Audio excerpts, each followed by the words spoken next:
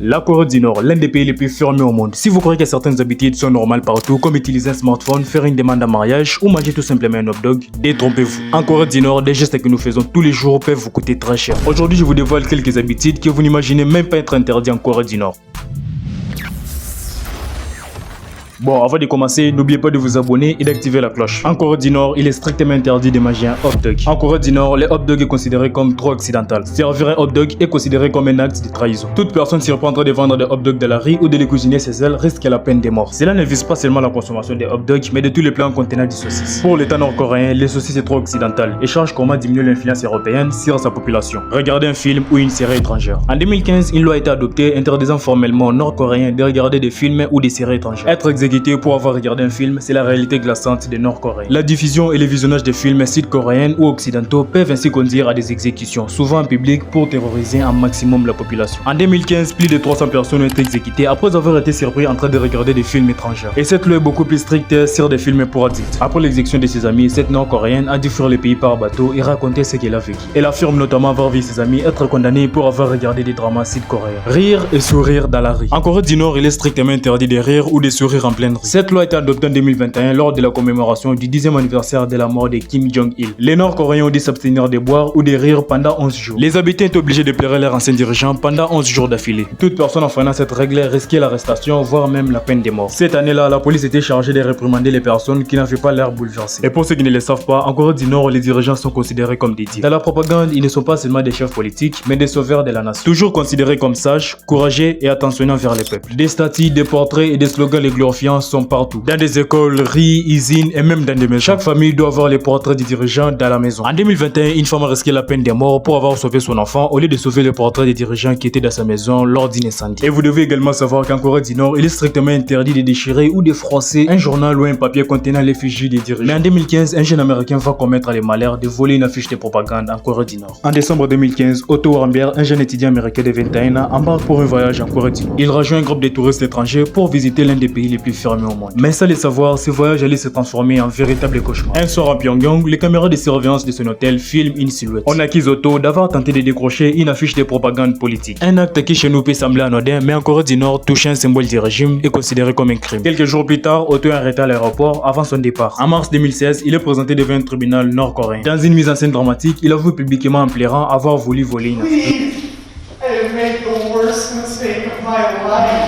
La sentence tombe, 15 ans de travaux forcés pour une affiche. Pendant plus d'une année, Otto disparaît complètement. Aucun contact direct avec sa famille. Personne ne sait vraiment ce qu'il vit, ni dans quel état il se trouve. Puis en juin 2017, Pyongyang annonce qu'Otto est gravement malade et il est vite renvoyé aux États-Unis. Mais lorsqu'il descend de l'avion, ce n'est plus le même jeune homme. Otto est dans un état critique, comme nous pouvons le voir sur ces images. Les médecins américains découvrent qu'il souffrirait de lésions cérébrales irréversibles, comme si son cerveau avait manqué d'oxygène pendant longtemps. Et 6 jours plus tard, Otto Warmbier meurt à seulement 22 ans. Une chose est sûre, son histoire reste un avertissement glaçant. En Corée du Nord, même quelque chose minimum peut coûter la vie. Et parmi ces gestes minimums qui peuvent vous coûter la vie, nous avons par exemple ressembler à la fille du dictateur. Et aussi surprenant que cela puisse paraître, en Corée du Nord, il est strictement interdit de ressembler à la fille de Kim Jong-un. La jeune Kim Joo-hye, âgée seulement de 12 ans, fait de plus en plus d'apparitions médiatiques aux côtés de son père, laissant croire qu'elle pourra lui succéder un jour. Les Nord-Coréens n'ont pas le droit de l'imiter. Elles ne peuvent ni copier son style vestimentaire, ni sa coupe de cheveux. Et les non-respect de ces règles peuvent entraîner jusqu'à 20 ans d'emprisonnement. Et en 2024, tous les parents nord-coréens ont été informés qu'ils ne pouvaient plus donner les noms de Joo-hye à leurs enfants. Porter un jeans. Cette interdiction ne date pas d'aujourd'hui ni d'hier. Les jeans sont interdits en Corée du Nord depuis le début des années 1990. Et si vous vous demandez pourquoi, en fait de lutter contre un mode de vie capitalisme venu de l'Occident. En 2022, un homme de 80 ans a été arrêté à 15 ans de travaux forcés pour avoir porté un jeans.